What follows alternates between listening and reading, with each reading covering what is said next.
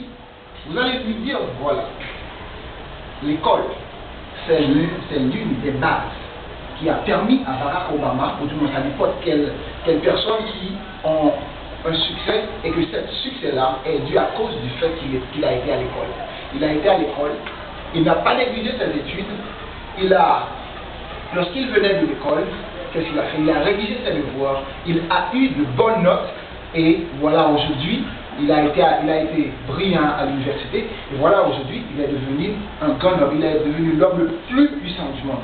Je ne veux pas dire que vous allez devenir la femme ou l'homme le plus puissant du monde, mais vous pouvez faire de la différence parmi les autres personnes, les autres étudiants, les autres élèves dans votre génération. Ça, c'est une manière de stimuler un élève ou un enfant. Mais dans la salle de classe, il en est de même, on peut stimuler l'élève à partir d'exemples que vous allez prendre, des hommes qui ont leur réussite justement à cause du fait qu'ils ont été à l'école et ils étaient motivés. Et en une autre façon, on peut nous stimuler, la leçon, c'est mettre vie. Par exemple, ce que je viens de faire là, il y avait une mise en train que j'étais en train de faire. À partir de cette mise en train, qu'est-ce qui a été fait? Il y avait du rire.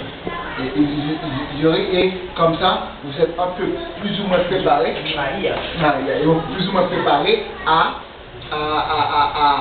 prendre ce que nous avons préparé pour vous dans la cuisine.